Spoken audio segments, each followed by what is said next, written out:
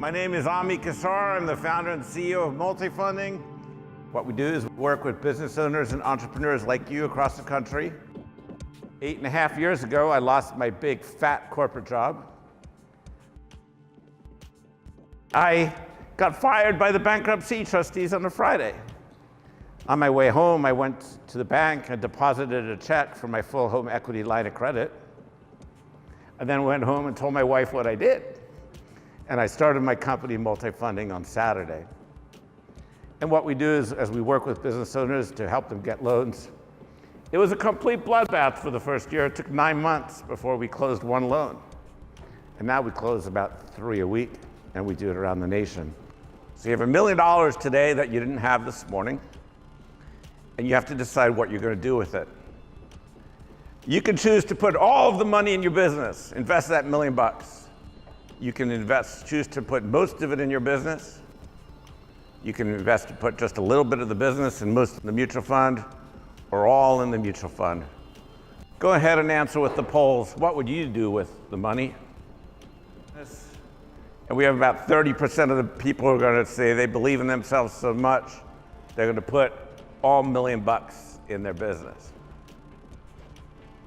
If you think about it, if we each took $20 out of our pocket as a business owner or entrepreneur, there are one of 3 things we can do with it.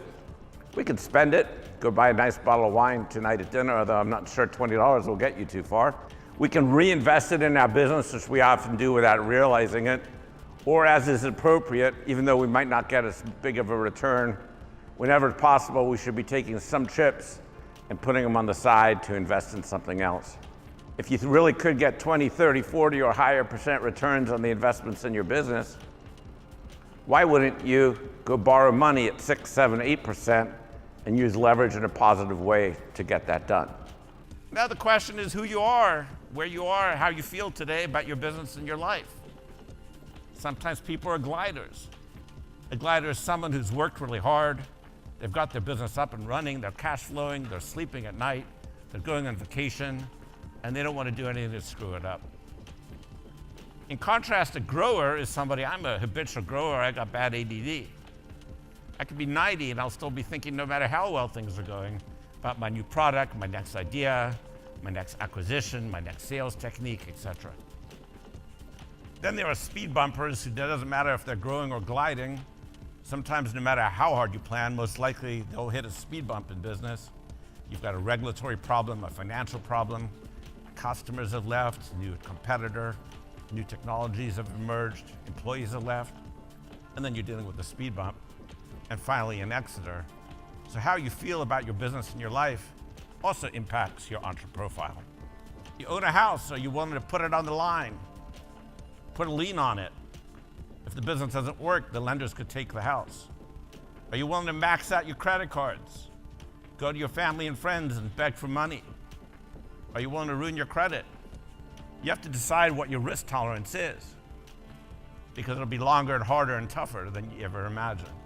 Somebody walks to their local bank, and sometimes we think like our parents. Remember the first time you realized your parents didn't know everything? Well, I hate to tell you, your banker doesn't know everything also. There could be, you could work with your banker, and that banker either doesn't know about the SBA program, their bank doesn't do it, they don't do it well, or their incentive isn't tied to it, or maybe there's a third, someone 3 buildings down who knows about it, but they just don't do it. Don't just think that because your banker says you're not qualified for the SBA, you're out. There are over 2,200 banks in the country who work with the SBA. Every one of them uses the program slightly differently, pick pieces of it to use.